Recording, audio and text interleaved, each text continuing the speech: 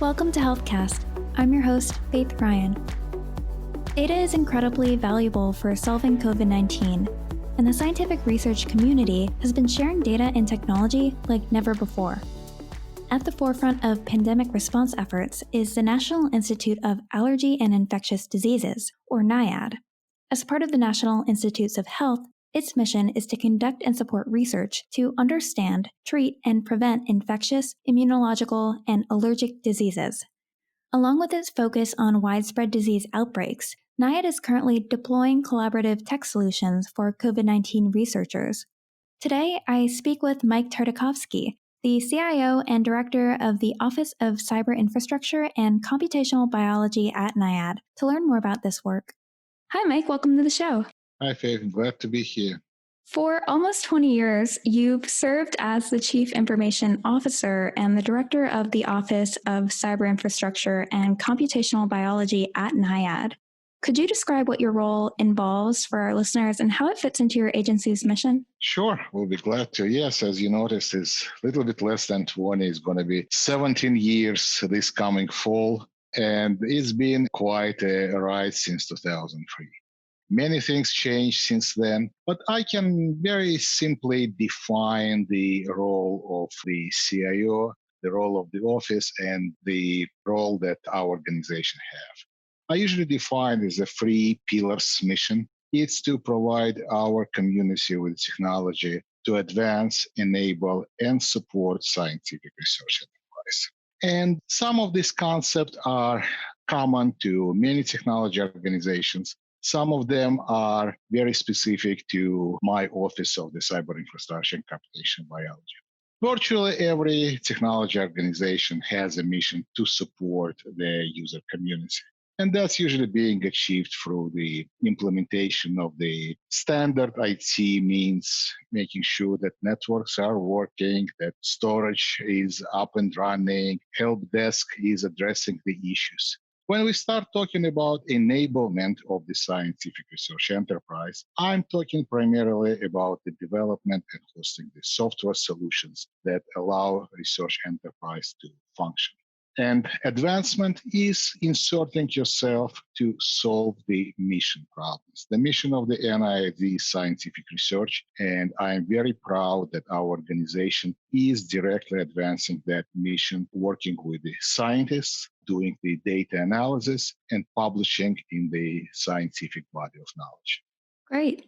And I guess extending that question just a little bit, how does your work impact your average citizen? Well, it's a very easy question to answer. Maybe not directly the work of our office directly impact the citizens. However, work of the Institute is very impactful. Our institute is the Institute of Allergy and Infectious Diseases, and we're talking right now in the middle of the global pandemic of the COVID-19. The mission of our organization is to contribute to the body knowledge and help to develop the new vaccine, new therapeutics to maintain the health of the public. Gotcha. With the COVID-19 pandemic, can you briefly detail how your office is currently supporting biomedical research and response efforts at this time? So NIAID is the only institute at the NIH that has a mission not only to advance the scientific research, not only to perform medical research, but also has a mission to respond for the outbreaks and pandemics anywhere in the globe that threaten the health and the well-being of the United States. Because of this dual mandate, we continually work to expand our international collaboration infrastructure and our relationships with the research organizations around the world, as well as across the United States. We work very closely with the Internet too, the United States National Research and Education Network, and the Academic Identity Trust Federation called InCommon. With these collaborations, they allow us to build working relationship with the identity and research networking staff at many of the most important research universities. Why it's so important? Because it allows us to quickly deploy collaborative solutions to the communities. And that's extremely important these days during the pandemic when people need to collaborate, where the desire of sharing the knowledge is higher than I ever seen in my life. Wow. Yeah, I mean, collaboration seems like it's a major theme across government right now, especially for health agencies. What are the main challenges for improving researcher collaboration in this space? There are a lot of challenges in the improving of the research collaborations. Many of them are superficial, if you want, but there are some challenges to the sometimes regulatory challenges to sharing the data, and that's very difficult barrier to overcome. However, again, many organizations go for data sharing protocols to avoid those challenges. I can give you some of the examples that we build at the NIAID. So one of the things that I'm actually very proud of, it's already deployed and continue to being developed. We call it Human Genome Repository for the COVID-19 researchers. Short, we call it HG Repo. This system makes large quantities of clinical and assay data easily accessible and searchable for COVID-19 researchers, and also enables synergistic analysis and collaboration in a scalable manner. And this is an international effort that includes more than 12 different labs and the researchers contributing their unique expertise to collectively elucidate the genetics of innate and adaptive immune system responses to COVID-19 infection. I guess on a similar note, what are some other solutions the agency is looking at to enhance its digital services for researchers? You had mentioned the genetics program that you had recently stood up, but are there other platforms? Oh, there are many platforms, Faith, that NIAID is providing to the NIH-funded scientists. I always like to mention that NIH is the biggest funder of the biomedical research in the world. About 80% of NIH budget is actually returned to the states in the form of grants and contracts. And the researchers in the local universities do the research supported by the NIH. So digital services are provided to many NIH-funded scientists. I can name you a few. First and foremost, probably I would like to mention the bioinformatic resource centers that make available analytical resources, bioinformatic tools, workspaces, and services for data analysis. They also store, update, integrate, and display the different types of data and associated metadata, such as genome sequence annotation, functional genomics, proteomics, metagenomics, etc. So a lot of data available for the scientists across the world. I also would like to mention the Tuberculosis Portals Initiative, which is a multinational collaboration for sharing tuberculosis data for advancement in research. The mission of that Tuberculosis Portals program, and that administered directly out of my office, is to use biomedical data science techniques to gather and generate multi-domain data into a multinational data commons that enables in silico studies of tuberculosis cases by global community. This is a very unique enterprise because this is, for the best of my knowledge, is the only resource that combines together clinical, genomic, and radiomic data in one resource, all interconnected together. That's incredible. Thank you. How is the agency exactly approaching what data they want to move to portals like this? So there is a lot of pressure if you want to put as much data into the public repositories. But at the same time, I don't think I'm the best person to answer this question for you. I'm always positioning myself, I am a steward of your data. I am not the owner of the data. So if the data owner basically saying, yes, I would like to share that, we'll be happy to, from the technology perspective, come up with a mechanism for sharing. How is the agency approaching the security of data and protecting what may be considered sensitive information? And what about like cloud technology and services that are really vital in this access to data and securing those? Everything that we're doing these days need to be weighted from the security perspective. NIAID and NIH are federal institutions, so we are governed by the Federal Information Security Management Act, FISMA, and we have to follow the National Institute of Standards and Technology guidance for information security. So NIST prescribes standards for various levels of sensitive information based on the expected impact of what happens if that information goes to the wrong people or is altered in an unauthorized way. So we use this guidance to apply controls, assess risks, mitigate risks through the formal program that we call the risk management framework. These controls cover everything from how users are allowed to access the system, what information they can access within the system, how, when, and where to use the encryption. Well, today is everywhere. They use an encryption both at rest and in transit. Okay, what level of auditing is required by the systems and what capability of security boundaries we need to employ. So that's in a nutshell what we are doing. Security comes first, and we really paying a serious attention to making sure that the people who are participating in the NIH research have their personal information well. Could you tell us about work being done around digital identity and user authentication methods so that the right people have secure access to certain data? Oh, that's an excellent question, and that's one of my favorite topics that I can speak for hours about. So NIST also provides us with the standards for handling digital identity and user identification. When a system is internal to a single government agency, these standards are fairly straightforward, okay, to implement. When you add non-government identities to a system, it becomes somewhat complicated. However, if you need to add researchers outside of the United States, it becomes even more complicated.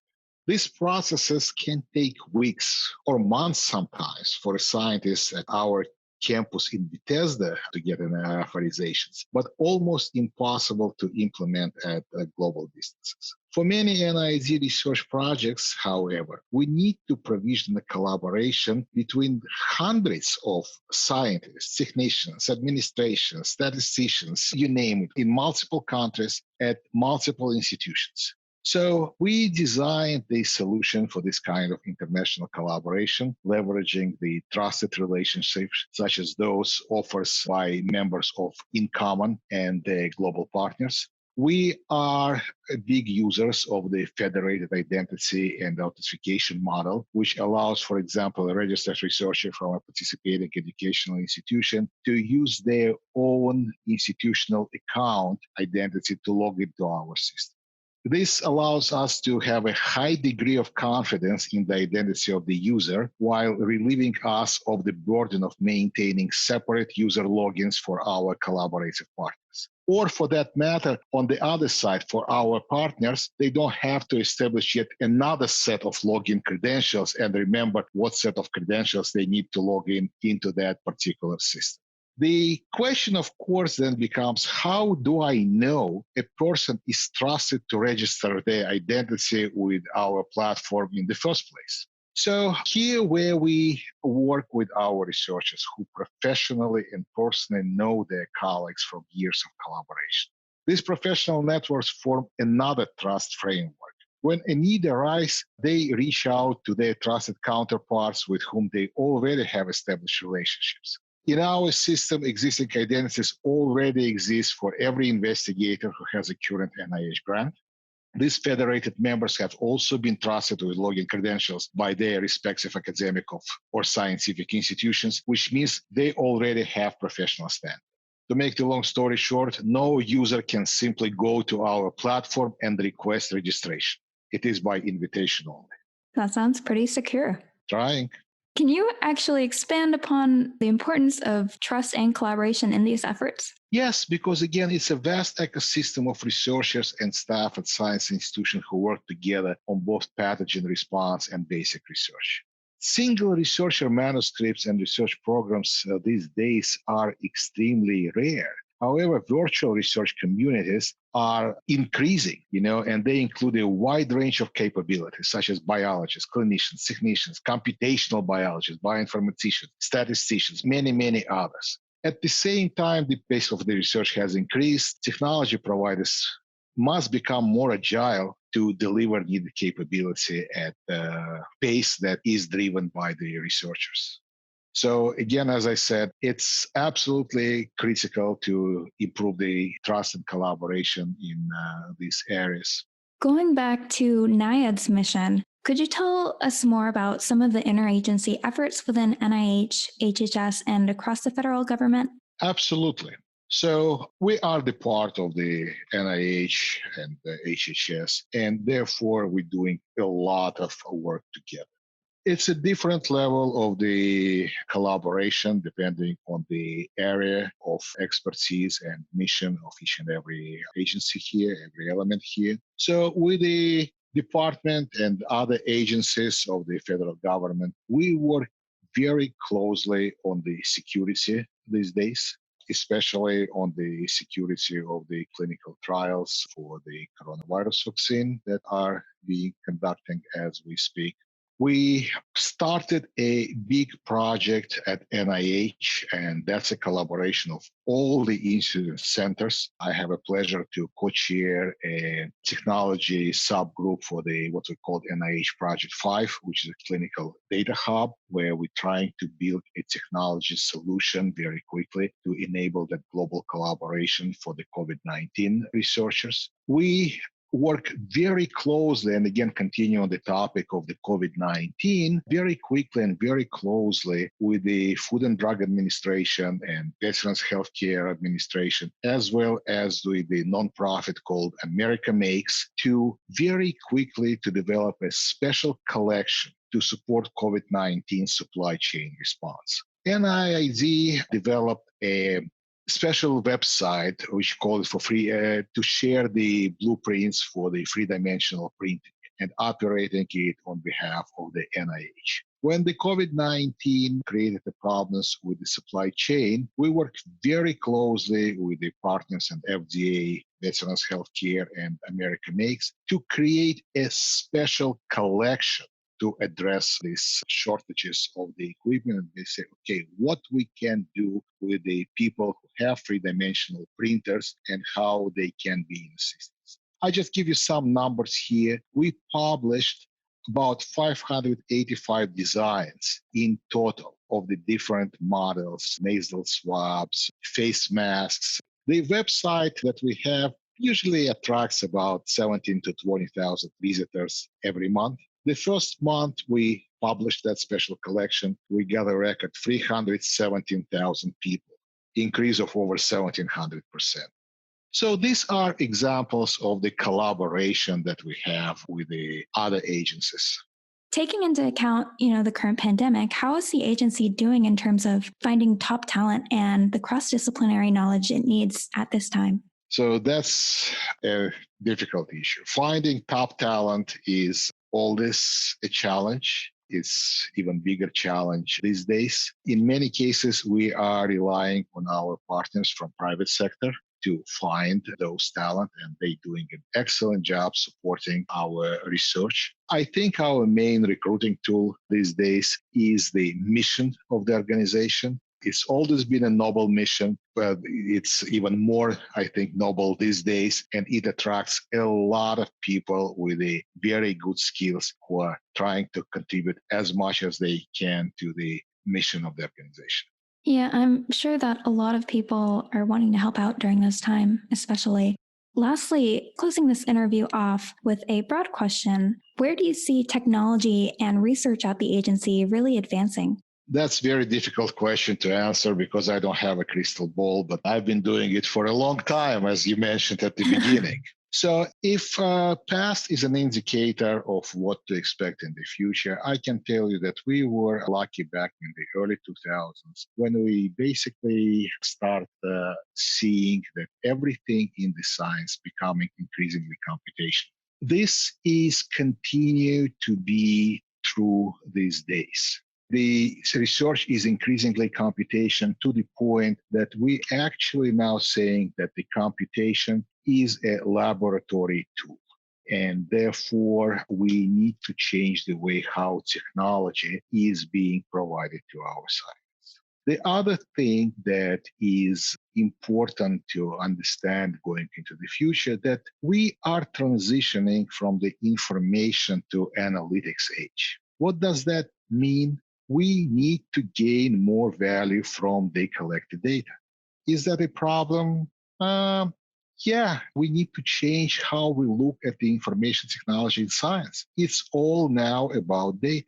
No conversation of the future is completed without talking about the artificial intelligence and machine learning. Even this is probably a few years away from the prime time. We continue our effort in that space. So all about data, all about knowledge. We kind of entering the fourth paradigm. Everything is about data science now. Yeah, I think that all of the data that's being collected right now, it has to be analyzed somehow and collected. But if there are platforms that can share all of this data and all of the progress being made, I'm sure that we could accelerate research even more. It's a challenging topic, Dave. Okay, so we always like to talk about the FAIR principles: findable, accessible, interoperable, and reproducible. And findability, accessibility, and reproducibility of the data is, while not trivial tasks, are kind of easiest solvable tasks on the technology level. When we come to the issues of the interoperability, that's not that easy. The data is still being collected on the different research sites, not necessarily following the same standard, which makes it very difficult to interoperate. Or we need to spend a lot of time and money converting that data to the same standard, which requires a lot of transformation processes that need to be done. So many repositories are already been built for this, and the work is continue on those. But again, the future, I believe, is in implementing machine learning, deep learning techniques, and apply them to data.